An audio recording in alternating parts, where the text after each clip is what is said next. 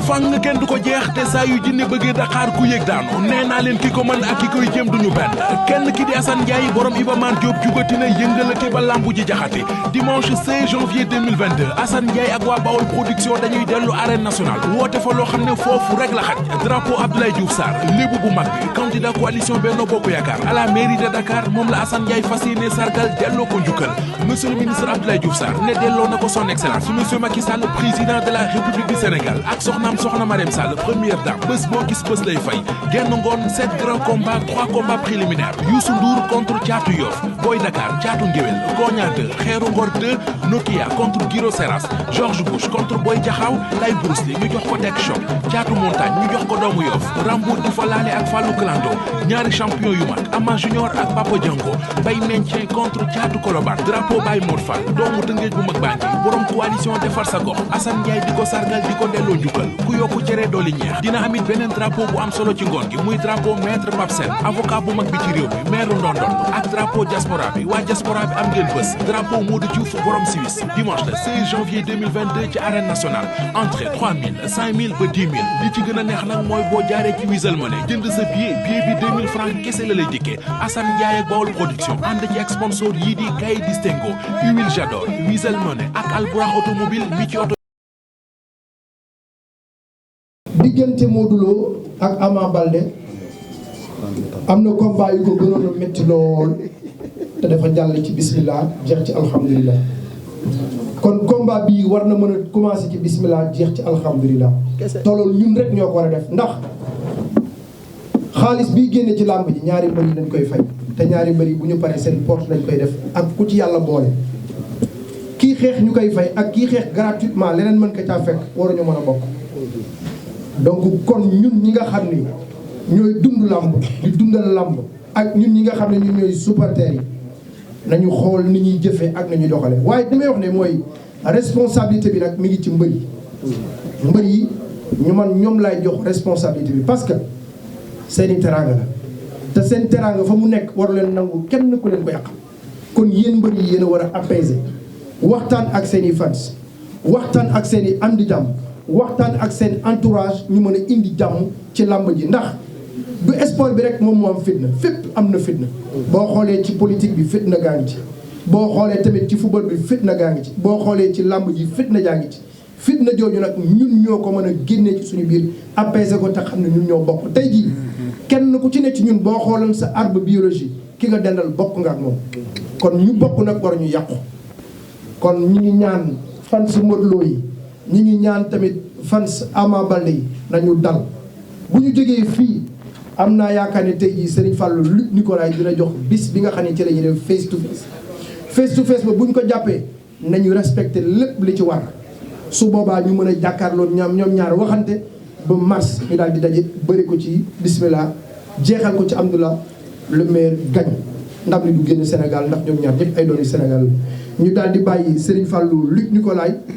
nuyoo ci turu ci turu Nicolaï Enco suñu paree nag ñu daal di jox Ama Baldé moom it mu nuyoo léegi nag jox presse bi ñu def seeni laaj ak tontu ci diggante Ama Baldé ak Serigne Fallou Luc Nicolaï salaamaaleykum. waaleykum salaam wa rahmatulah taala wa barakatu. maa ngi nuyu assistance bi yëpp di am mbégte lool tey teew fii di nuyu champion bi toog di Ama Baldé di nuyu Malick Thiandoum di nuyu Cheikh Sarr di wax ne am naa mbégte lool tey teew fi comme ni ma ko tàmm waxee rek comme dañ fi ñëw tey pour taskatu xibaar yi pour dérouler li nga xamante ne fa lañ jëm ci événement bi ñu ngi leen di déglu di xaar seeni laaj nar koo tontu aussi tontu bu gën a sell ci barke alxuraan ñu Mbaye Diagne l'infatigable koo xamante ne Luc Nicolaï ko depuis 20 ans mu ngi ci mosul xaddi di ko gërëm di ko sant di ko ñaanal jàmm di ko ñaanal tawféex di la jox sa wàccuwaay Mbaye Diagne kontaan naa ci yow jërëjëf. jërëjëf sëñ Fallou Luc Nicolaï léegi dañuy bàyyi Ama mu def mot introductif am nuyoo ak yéen gis nañ ko bi mu dugg see tamit mu yor ay drapeau muy drapeau Sénégal ñëw jox ko taskatu xibaar yi xaw ma sarax la buñ ko digtal wala boog mu nekk lu nga xamante ni nii comme ni ma ko interprété man parce que man sama xel a rëy rek man ma jéem a dox ci xelu gars yi naan leen dafa bëgg Sénégal bëgg réewam faral équipe nationale moo tax mu joxe drapeau yi amaana mën naa bañ a nekk loolu comme mën naa nekk loolu te mu di teew nii nataal ama duy nañ la gars yi namoon nañ la am na càngat yu ñuy boole drapeau di sama micro moom mën nga kaa ñeme amul problème waaw auzu billaahi mina seytaani rajiim ginnaaw bañ sant yàlla jël si yonent bi di sant sama ñaari waajur di sant sama papa bu baax a baax di ko ñaanal yàlla na ko suñu borom xaaral amiin yaa rabbal di ñaanal sama yaay yàlla na ko suñu borom bàyyi ba mu gën a fekkee sama njëriñ amiin di sant yàlla bu baax a baax damaa dëggoon di jaale sama papa Double Less di ko ñaanal yàlla na ko suñu borom xaaral àjjana di ñaanal Père Mbaye Gueye yàlla na ko suñu borom xaaral àjjana di ñaanal kenn koo xam ne Pikine la nekkoon bu ñu waa Pikine Samba Sarr maa koy ñaanal yàlla na ko suñu borom xaaral àjjana di nuyu waa Pikine yëpp di sant sëñ Abdou Karim Mbacke bu baax a baax maa ngi sant sëñ Abdou Karim Mbacke di ko santaat bu baax a baax di sant njabootu sëñ Fall yëpp di sant sëñ Ateer sëñ Tako sëñ Afia maa ngi sant ñëpp xam na ku lim juum maa ngi sant yàlla bu baax a baax di ñaanal équipe nationale bi yàlla na ko suñu borom defal ndam na dem ak jàmm ñëw ak jàmm indi ñu ndam li ñu féete ko si jàmm ak salaam drapeau bi ku mel ni Papa Cissé Papa Abdoulaye Cissé moo ma ko jox moom boo ñëwee teewal bis maa ngi koy ñaanal yàlla na def kaan bu gën si moom di ko ñaanal jàmm lu mu bëgg moo xam yàlla na ko suñu borom defal maa ngi sant yàlla bu baax a baax di sant sama mag Gilles la bu baax a baax a baax maa ngi sant sama mag Gilles Balde di ko ñaanal jàmm di ñaanal kenn koo xam ne kenn la si man muy Malaw Seras maa ngi koy ñaanal yàlla na ko suñu borom defal jàmm lu mu bëgg yàlla na ko suñu borom defal lii rek la bëggoon si man ma bëre roi des arènes maa ngi koy ñaanal yàlla na ko suñu borom defal jàmm ay ca mi ngi noonu El Hadj Malick Thiandoum ñu bàyyi la nga introduire nag jërëjëf Ama expliqué na lu waral lii Pape Abdou Cissé waaw Modou Lo merci joxal li waaw jërëjëf Iba Kane di la nuyu di la gërëm di wax ne monument nga ci làmb ñu ngi lay tatagal di la jox sa wàccuwaay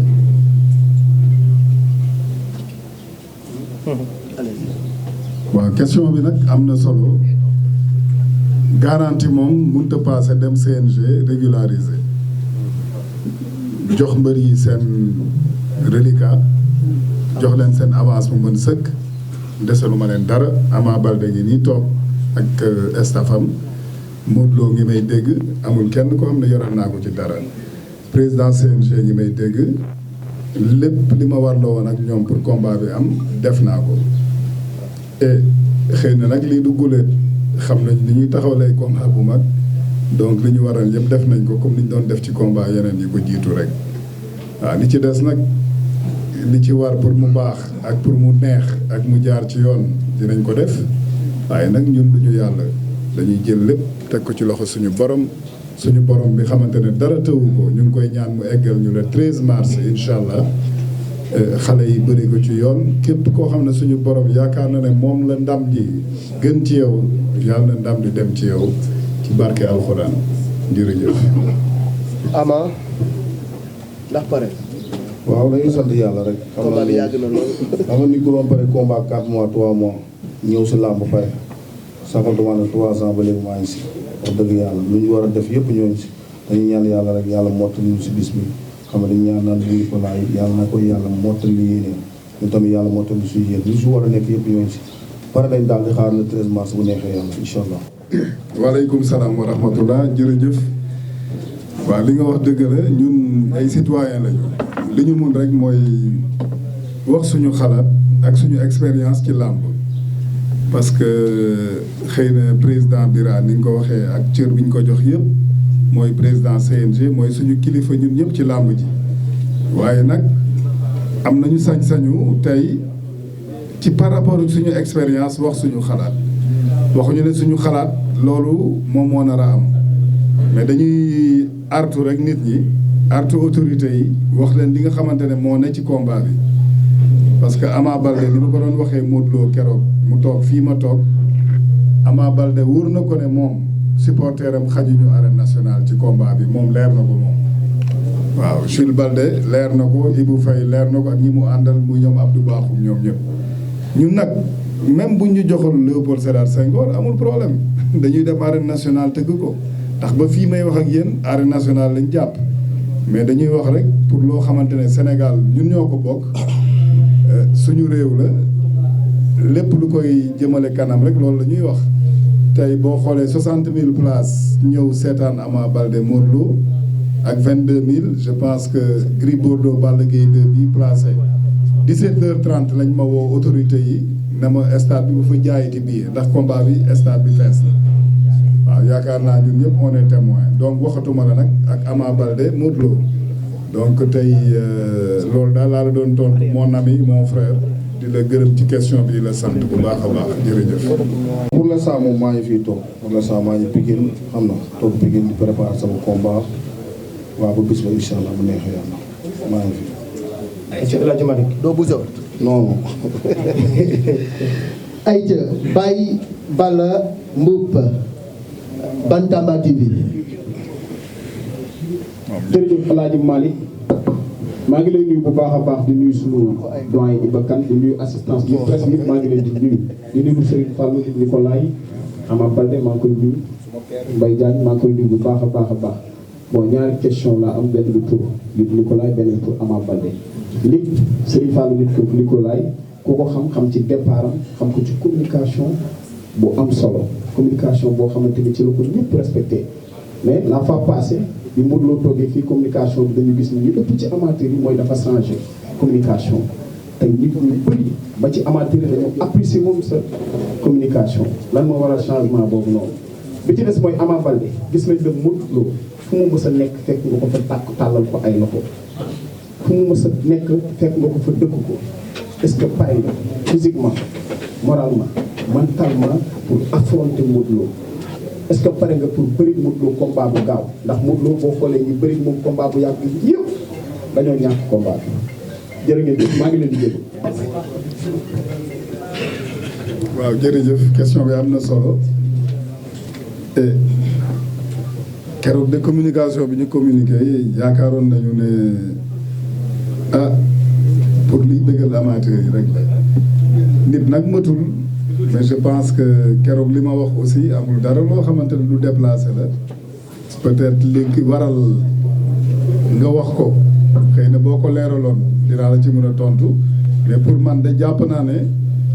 li ma wax keroog wax dëgg fa yàlla luy jëmale làmb kanam rek la loo xamante ne wax dëgg yàlla amul dara lu ci déplacé xëy na nag ci biir question bi boo ma leeraloon ne ma lii nga wax xëy na lii moo tax amateur yi apprécié wuñ ko boobaa dinaa la mun tontu waaye nag pour man moom am naa jàpp naa ne li ma waxoon wax dëgg yàlla amul dara loo xamante ne lu déplacé la ci sama communication habituelle di la gërëm di la sant di la wax ne question bi am na solo jërëjëf. waaw Modou Lô sama premier combat moom bëri sama premier combat naa ne waa Parcelles la ma tax a jug man maa ko waxoon te dama séntu woon ma ne moom lu mu yàgg-yàgg li mu bëri assumé naa loolu yëpp ne pare naa wax dëgg yàlla lépp lu mu laaj rek maa ngi si bu neexee yàlla pour affronter Modou Lô incha allah bu soobee yàlla. pour combat bu gudd. lépp pare naa xale bu ndaw laa tamit pare naa. mais Ama question boobu laajoon naa ko Modou Lô keroog bi mu fi ñëwee ma ne ko. Modou boo yaakaaree ni combat bi dana yomb da ngay nax sa bopp waaye Ama Baldé it boo yaakaaree ni combat bi day yomb di nga nax sa bopp ndax Modou Lô ku ne gis na ni mu génnee Pikine fa la jëlee roi des arènes bi bëreeg sa mag di Eumeu Sène am nu mu ko def yow nag nga mel na dañ la xabtal lool mel na tamit dañ laa dee lool mel na tamit dañ la xamal dañ la tegal làmb ji laata làmb ji est-ce que xam nga Modou mi ngay fekki ak yan point nga war a mën a bëre moom bu fekkee laaj na xeex ndax Ama day xeex ba làmb ji jeex bu fekkee dafa laaj jàpp bëre ndax Ama day jàpp bëre ba mu jeex. moom moo partenariat ak xam nga donc dañu bëggoon xam nga ban structure la pourquoi nga choisir ko et la dernière fois da nga wax ne que dàqloo liggéey aussi ak seen affiche est-ce que c'est possible nga liggéey ak deux structures yoo xam ne ni ay concurrents la boobu mooy première question deuxième bi mooy sa conférence presse bi passé da nga am loo wax ci PPV sa naataangoo Gaston génn am lu mu wax ñu bëgg a xam pourquoi est-ce que lan moo xew sa diggante Gaston et pourquoi mu génn ndax moom nga doon waxal indirectement wala jërëjëf. jërëjëf Gaston lan la wax parce que man dégluwuma li mu wax kon du ma ci mun tontu danga may wax li mu wax. yow jëlaatal sa question lu mu wax. d'accord si wàllu perpétuité la doon wax da nga wax ne que ni perpétuité dafa yàq làmb dafa yàq engagement mu génn ne loolu li nga wax noonu amul am lu mu si wax bon je peux pas te dire en mot à mot lii Gaston wax directement mais dafa naqarlu li nga wax ne que perpétuité dafa yàq làmb. waaw jërëjëf sama mag jooju dama koy ñaanal jàmm di ko ñaanal tawfiq di ko ñaanal lépp lu mu jublu rek yàlla na ko ci yàlla taxaw ci barke alxuraan loolu rek laa koy ñaanal di wax ne nag pay-per-view maa ko indi ci Sénégal maa ko fi njëkk indi fii di dellu ci la ma waxoon sama làmb bii ma jëm muy Ama Baldé ak Modou Lo ba fii may wax ak yéen pay-per-view la mais dama ne xanaa kañ ku ne sañ nga am sa opinion dama ne pay-per-view day yàq làmb te loolu mooy dëgg yéen ñi ñëpp toog d'accord ngeen ci day yàq làmb engouement bi làmb amoon pay-per-view da koy yàq mais ñun yoruñu xaalis bi ñuy yàq aussi di ko sànni ci àll bi dañu fay mbër yi donc dañuy wut ay moyens yoo xamante ne dañu mën a rentabiliser bés bi pay-per-view kenn waxul ne bon na déedéet mais nag day yàq làmb day yàq engouement làmb ñu yor pay-per-view aussi nañu jéem a techniquement ñu amélioré wu ba nga xamante ne dañ ñiy fay seen xaalis parce que ñooñu di fay seen xaalis xamuñu fu ñu ko jëlee ñooñu di ko fay mën a seetaan làmb ji ci anam yoo xamante ne yu mucc ayib lay doon loolu la ñuy wax mais man de sëñ Fallou la ma waxoon laay waxaat bu doon sama sago làmb ji doon pay-per-view sama làmb bii di ñëw waaw mais nag ba fii may wax ak yéen pay-per-view la waaw pay-per-view la donc voilà première question bi nga wax partenariat boobu dafa xaw a xóot du ma ci mën a tontu parce que partenariat la boo xamante ne xaatima guñ ko xaatim bu leer donc loolu moom beneen affaire la loolu c'est des trucs de coulisses du ma ci mën a wax fii ci kanamu presse bi yëpp di leen sant di leen gërëm ci question ci lancé boobu ci lancé pay-per-view dafa bi fi mujjee dafa Luc Nicolaï dafa waxoon ni am na benn partenaire bu mag bu nekk di waxtaanal ba bu dee déggoon nañu ak moom làmb ji day nekk en direct à la télévision partenaire boobu fan ngeen toll parce que da nga ni woon Cheikh Sarr wala da nga ni woon presse bi fii ak demain wala après demain dinañ ci am lu leer fu partenariat boobu toll. très bien. jërëjëf Modou Mbaye tu poses tout temps de questions très pertinentes maa ngi lay ñaanal yàlla may la wér-gu-yaram gudd fan li nga doon nag sante ko sa yaay ndax sa yaay ku baax la mbaaye waaw ndax man maa la ngénte yow xam nga loolu voilà donc tey li nga waaw man ne li nga wax am na solo torop dëj nag kenn mënu ko sóoraale partenaire boobu ma nga xamante ne moom laa la doon wax dañu am dëj bu mag démb d'ailleurs Abdoul Ndiaye mën na la ko confirmer donc ñu ngi ci liggéey bi ñu ngi naan yàlla nag mu eggali lépp ndax bu eggee moom incha allah yaakaar naa ne Sénégal yëpp ak diaspora seen xol dina sedd ci loolu. ba ko tëgal Ama Baldé rek parce que def na 6 mois fa la tabaske fa la korité fa la màggale fête yi nga xamante ni yëpp dañ daan gis Ama au Sénégal ñu koy gis ci internet beeg fépp Ama Europe la ko defee bëgg combat bi moo ko jar wala da nga demoon Europe pour lan moo la yóbboon Europe et puis bu dee da nga fa nekkoon pour entraîner Modou Lo lan moo koy daan Modou Lo doole la moo koy daan wala yàgg Europe moo koy daan lan la. waaw sa question pour noos wala. waaye sa question boobu dama si sawar a tontu bu baax a baax xam nga tey combat yi répété woon nañ ko répété waat ko ba may dem 3 mois laa defoon pour ñëw xam ne ma toogaat gisuma lu ma xam ma dolliwaat yeneen 3 mois ñëw xam na ànd fa ak samay xarit yoo xam ne ku si mel ni Babacar Babs maa ngi koy gërëm bu baax a baax a baax ku si mel ni Paa di maa ngi koy sant di ko gërëm bu baax a baax a baax ak sama mafia 20e bi ñoom Momo ñoom Mouro ñoom Mamadou ñoom ñëpp maa leen gërëm xam na dama fa demoon uti ji lu doy sama xel te yaakaar naa ne am naa ko lu mu uti ji woon yàlla suturaal na ma si bu baax a baax a baax a baax a baax leneen lu si des rek yàlla mottali yéene yi yàlla kàttanal mi muy sama grand Modou Lo yàlla na ko yàlla kàttanal lépp lu mu bëgg si làmb bi rek muy doole muy kàttan wér gi yaram xam na waa Parcelles ñëpp en tout cas dama bëgg buy ñëw mu doon nit koo xam ni ñi koo xam ne ngay xam ne kii champion ñëw na borom kàttan ñëw na borom doole ñëw na xam nga li nga xam ne moo mais Europe ci yan loxo nga nekkoon parce que aussi gis nañu sa grand Balla mi ngi woon INSEPS benn instant mu nekkaat ci loxoy Mohamed Ali Ndiaye yow bi nga demee ci yan loxo professionnel nga yor nga nekkoon ba ñu tàggat la ba nga mel ni nga mel macha allah.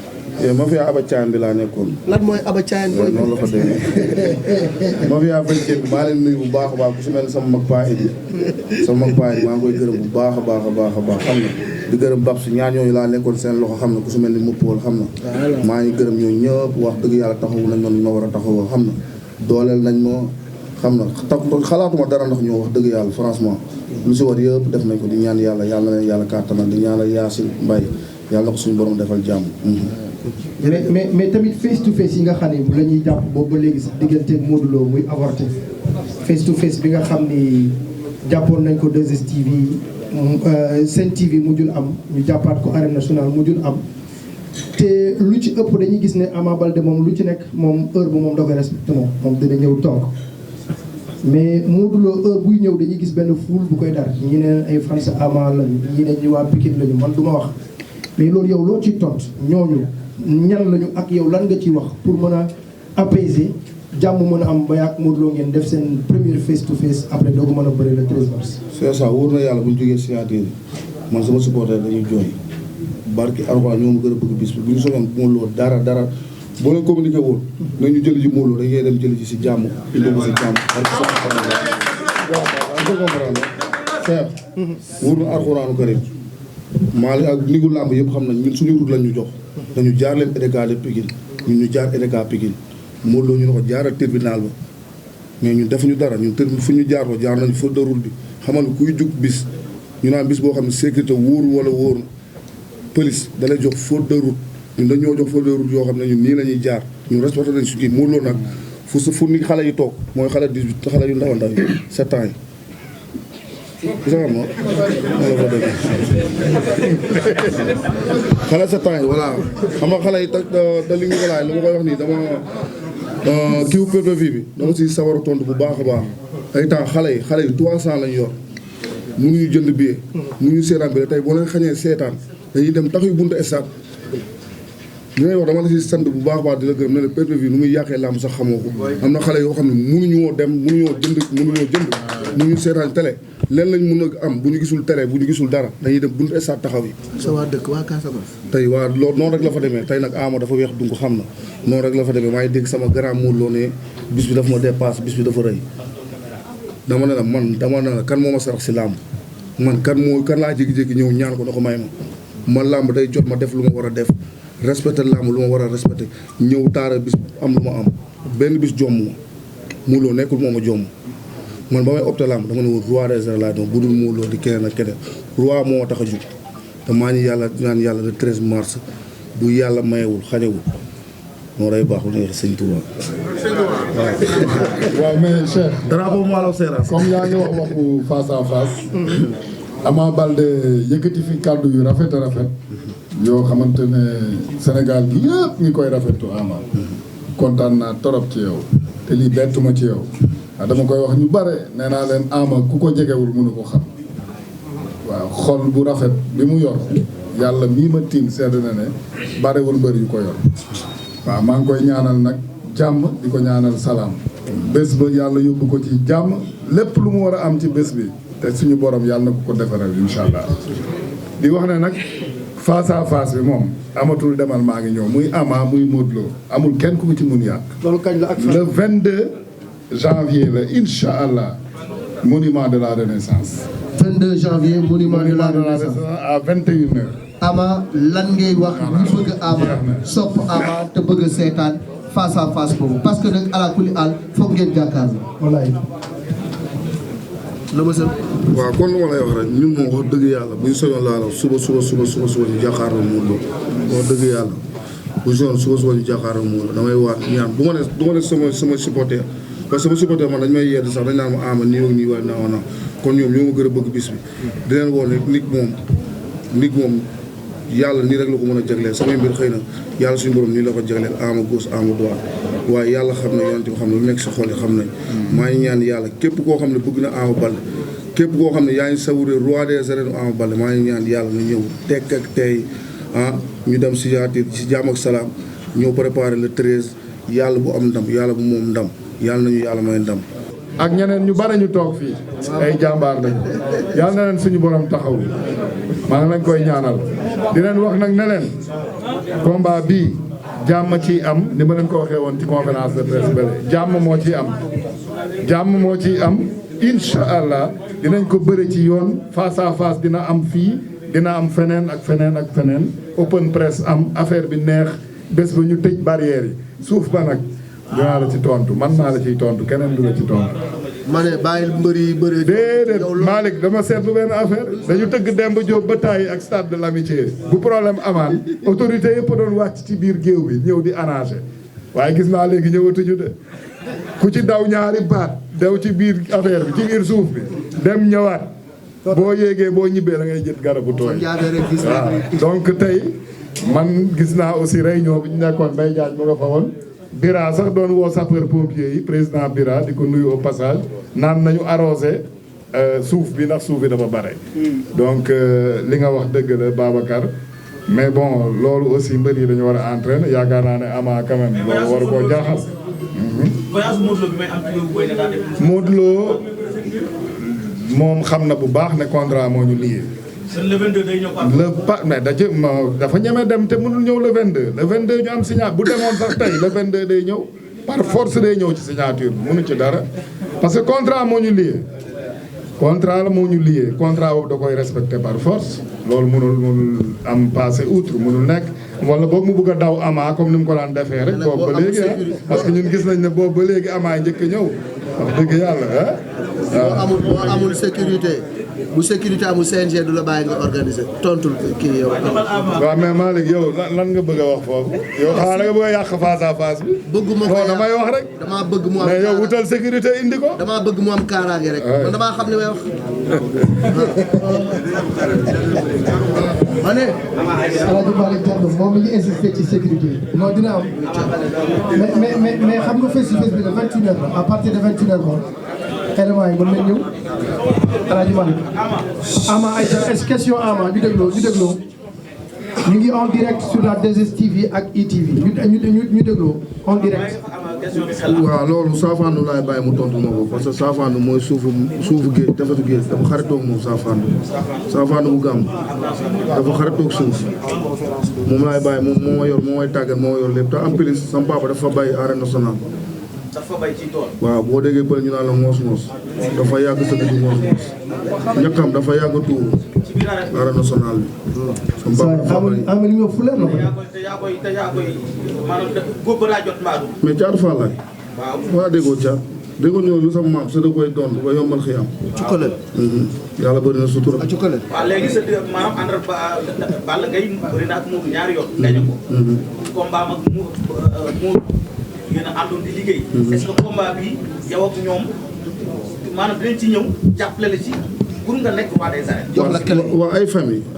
yoo xam ne ay famille lañ koy am na yoo xam ne jarul laajte sax. ah déet dañoo bëgg a xam. non ñooñu si bu baax a baax képp kuy sama famille rek képp koo xam ne bëgg na Ama Baldé nekk sama famille yaa ngi si bis bi yaa ngi si combat bi ñoo ma koy war a bëgg sax wax dëgg yàlla barke sëñ Fall. jërëjëf. waaye ca ba tey ñu ànd ak gars yi. ba tey rek on dirait. sama première question ci nit la ci dernière face-to-face bi nga wax ni nga ne Ama Baldé Modou Lô seen supporter yi ñu ngi violence xam nga ñiy gàmmu ak ñiy daas bi bokkul tey Ama mën na bëgg jàmm Modou bëgg jàmm am ngay am lu jàmm te ñun bu ñu amoon lu ñu noo mën a def loolu ba indi si biir dañu gën Ama Baldé maa ngi leen di naan Modou Lô pour mu toog dana combat bi ñu te yow sax xam nga ne di wéral gars yi ne sa xeex assuré loolu nag lu bëri loolu la ñuy wax combat bi di ci xaar xeexu sa nit ba atténuer sa diggante ak ki nga xamante ne moom la ndax gis nañ ne sa diggante buy bi ak nees xeex bu yàgg ak combat bi bii mën nañ ne moo la ñàkk yoon tey combat bi ba lañ ci mën a xaar ak tamit combat royal bi combat capital bi dañ ci xaar Eumeu Sène Boy Niang Sokh waa Pikine ñëpp doole la ngeen contact ndax tey jii 100% dafa war a feeñ ci combat bi merci beaucoup. Vas-y, Ama répond d'abord. waaw làmb ñooy nekk si lu ñu war a nekk comprendre di si liggéey képp ku ñu si war a liggéeyal surtout waa Pikine ñu si war a liggéey yëpp ñooñu si liggéey wax dëgg yàlla xëy na tamit ànd na munoo def lépp xam nga tey boo defee fees ñu ne warul fees boo defee ñu war a def képp koo xam ne mooy mbëru Pikine dëgg Pikine wax dëgg yàlla nekkul Ama Baldé Fallaye Baldé moo tax ne yéenam parce que sama papa def na lu nekk Pikine wax dëgg yàlla ñoom ñëpp yéene nañ ma ndam ni ku si nekk yaa ngi ci dox lu na si war a dox ñu ñaan yàlla bu am ndam moom ndam yàlla bu suñu borom tas suñu yaakaar. waaw rafet solo li nga wax dëgg la parce que nit bu amee constat da ngay laajte pour ñu leeralal waaye nag wolof dafa wax bu ndaw dafa ne lëg mën naa daw waaye antanul tegu naaru góor boo ko tegee li ngay teg naaru góor du daw question bi nga ma tontu sax bi nga ma laaj mun naa ci bañ a tontu ndax Ama Baldé mu ngi nii toog moom mun na ci tontu Ama dama lay laaj est-ce que yow ci sa avance est-ce que yoreel naa la ci dërëm ah yaakaar naa yore lu ma ci dërëm Modou Lo keroog bi ngeen laajee nee na leen yore lu ma ko dara kon boog gisuma lan moo fi jar coow kàttan nag suñu borom moo ko yor yaa ngi dégg ñu ngi ñaan yàlla mu kàttanal ñu rek mais yàlla baax na li ci kanam rawu li bët je pense que question bi am na solo trop parce que sénégalais yi boo gisee ñuy laaj loolu rek mooy am na fu ñu toll ci man am na fu ñu toll ci man sinon duñ ko laaj maa ngi lay gërëm bu baax di la sant di la wax ne ñun ñu ngi sant yàlla ñu ngi gërëm suñu borom lépp loo xamante ne rek yor nañ ko mënoon nañu xëy na dellu ginnaaw dem defi leneen parce que li ñu jox mbër yi buñ ko defoon tey rek ci benn immeuble bu ndaw rek mënoon nañ ci xëy na dund ak suñu njaboot chaque fin du mois mais dañ jël jox ko ay xale yi daan seen doole bokk koog ñoom ñefe ko donc wax dëgg yàlla loolu daal la amoon lu ma ciy tontu di wax ne yàlla baax na yàlla nañu yàlla kàttanal ñun ñëpp ba li ñu mënoon daal yàlla def ñu mën du ko raw incha allah jërëjëf. question bi Ama waaw mu ne mbëru Pikine yi ñoom ñëpp daal dañu lajj arène nationale ndax yaa ngi waaw dañuy sant yàlla rek di sant yàlla bu baax wax xam ne mbëru Pikine yooyu yàlla moo leen jagleel loolu dañuy ñaan yàlla rek yàlla suñu borom sutura comprendre sutura ñu si wala 13 mars yàlla suñu borom defal na si ndax mbëru Pikine am daan nañ ay ñoom Sokh daan nañu fa keneen ak keneen Sokh Tonnerre la daan na comprendre di woo sama mag nag Abdou Ñaani bu baax a baax borom aéroport Abdou Ñaani maa lay woo bu baax a baax sama bis borom Jolof maa lay ñaan yàlla suñu borom defal jàmm di woo Cheikh Fall Mboro borom Mboro maa ngi koy woo bu baax a baax di woo ku mel ni Tafa Alam daa xam na Bas Fade Gaynde xam na Buuba Tigo xam na Bas Fade Gaynde xam na ñoom Lamine Tambadou maa ngi woo Mafia Kamb yooyu yëpp di woo ñoom Mari xam na di woo sama xarit yu fi nekk ku su mel ni Tafa Ba maa ngi koy woo bu baax a baax xam na di woo docteur Ba maa ngi koy woo bu baax a baax sama père mu jeex waaw maa ngi sant sama mafia bu baax a baax di gërëm sama rakk Mbadou Ala Ndiaye maa ngi koy sant bu baax a baax ku su mel ni Amath Diop xam na ñoom ñëpp xam na ku su mel ni Ndiaw maa ngi koy woo bu baax a baax Ndiaw di ko ñaanal jàmm ceebu maa ngi koy ñaanal yàlla ko suñu borom defal jàmm xam na di woo sama mafia bi yëpp maa leen ñaanal yàlla na suñu borom kàttanal ñun ñëpp dafa mel ne Ama Baldé bi bëgg wax yëpp waxu ko il faut mu jàkkaarloo Modou Lo daal comme dire dafay xaw a réservé wu seetlu leen loolu seetlu leen loolu ci Ama Baldé day réservé bu baax dafa mel ni il faut mu jàkkaarloo Modou Lo pour mën a wax affaire bi dafa yaatu te Ama dafa am lu mu war a def donc ñu yamale ko fii rek def naa lu ñu laajuloon duñ ko laajal